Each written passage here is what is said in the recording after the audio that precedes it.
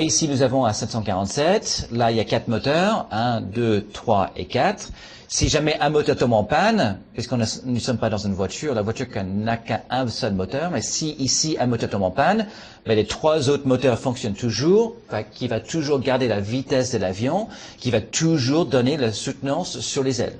Par contre, si jamais tous les moteurs tombent en panne, si jamais les 4 moteurs tombent en panne, à ce moment-là, l'avion va descendre légèrement, mais tant qu'on souffle sur les ailes, l'avion sera contrôlable. C'est comme la voiture, si la voiture descend la côte de la montagne, si vous coupez le contact du moteur, ou si vous mettez le moteur au point mort, ben, la voiture descend toujours la montagne. La voiture ne s'arrête pas. Ben, l'avion, c'est pareil. Donc l'avion va planer comme un planeur. Un planeur n'a pas de moteur, ou bien comme un oiseau avec des ailes qui va planer. Donc l'avion va planer et l'avion va descendre. Les constructeurs doivent démontrer que les moteurs sont suffisamment résistants pour assurer l'impact d'un oiseau qui pèse 2,5 kg. D'accord? Donc ça, c'est un peu la réglementation. Mais il est évident qu'une oie sauvage canadienne qui va peser 7, 8, 10 kg, on ne peut pas techniquement concevoir un avion si résistant à un impact de la taille de cet oiseau.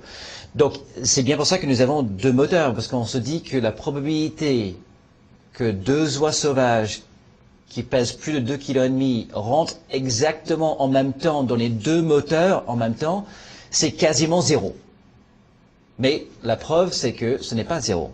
Donc, quand on regarde l'Airbus 320, les 2 moteurs sont tombés en panne à cause de l'impact des oiseaux, quelque chose qui était complètement quasi improbable, mais pas risque 0. Malgré ce fait-là, on a conçu l'avion de supporter ces 2 pannes-là et garder le contrôle de l'avion pour pouvoir soit se poser dans le champ ou soit se poser dans l'eau. Tous les instruments sont doublés ou bien triplés. D'accord?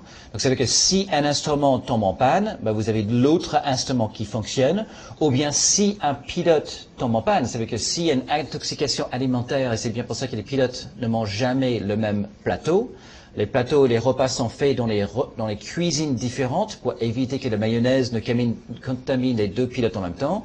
Donc si jamais il y a un problème avec un instrument ou bien avec un pilote, avec une intoxication alimentaire, ben l'autre pilote à d'autres instruments qui sont doublés ou triplés pour justement combler cette différence.